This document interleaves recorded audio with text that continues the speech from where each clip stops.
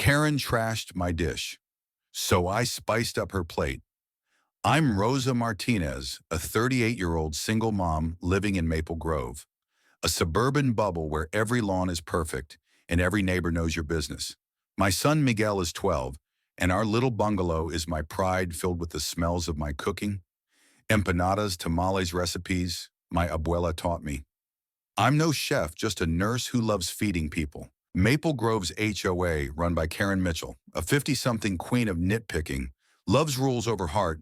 I keep the peace, share my food, and thank my neighbors, people like Jen and Carlos, who make this place home. But Karen, she's about to learn I've got spice in me.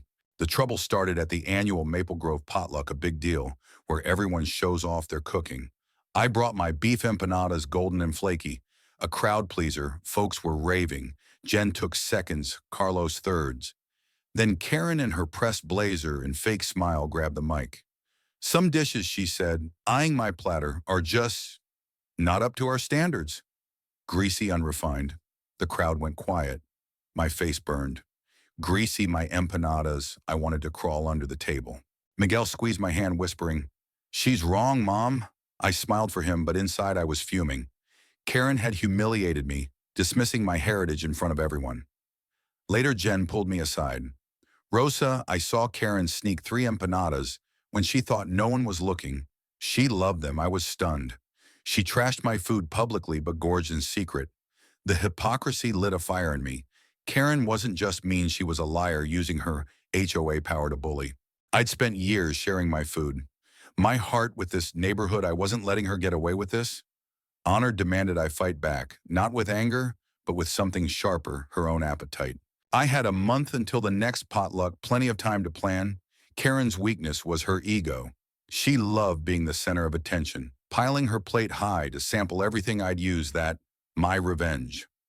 A special batch of empanadas laced with ghost peppers, hot enough to make her sweat, but subtle enough to sneak past her first bite. I'd label them Karen's special to ensure she'd take them, too proud to resist. It was petty. It was perfect, and it'd show everyone her true colors. I enlisted Jen and Carlos for backup. Jenna Baker helped me test the recipe, balancing flavor and fire. Carlos, a landscaper, spread the word to keep folks away from the spicy batch. Leave those for Karen, he'd wink. My neighbors were all in, fed up with her fines for wrong mailboxes or loud kids. Their support wasn't just logistical, it was love, a reminder of why I stayed in Maple Grove. I thanked them with hugs and extra empanadas, the mild ones. At the potluck, I set out 2 platters, regular empanadas for everyone, and Karen's special with a fancy sign. The crowd buzzed, sensing something was up. Karen strutted in, grabbed a plate, and made a beeline for her batch, smirking like she'd won something. I watched from the table, heart pounding as she took a big bite. Her eyes widened, her face turned beet red, and she coughed, grabbing for water.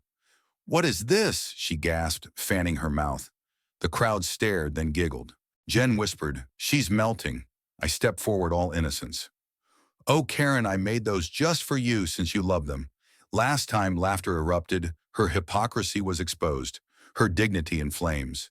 Karen fled the potluck, her blazer askew, leaving her plate of half-eaten empanadas behind. The neighbors roared, toasting me with lemonade and calling me Spicy Rosa. The HOA backed off after that. Karen's complaints about my hazardous dish went nowhere when Carlos showed everyone her empty plate from the first potluck, proving she'd lied. She stepped down as president, a month later replaced by Jen, who banned petty fines. Maple Grove felt like a community again, with barbecues and real smiles. I never bragged, but my neighbors knew Jen baked me a cake. Carlos fixed my fence, and Miguel beamed, saying, "You're a superhero, Mom." Their kindness, their trust was worth more than any apology. I kept cooking, sharing empanadas, because that's who I am, someone who feeds, not fights. But the best part, a week later, Karen's car sported a bumper sticker nobody admitted to. "I survived Rosa's empanadas." Pinewood laughed for days, and I knew honor tastes sweetest with a side of spice. The end.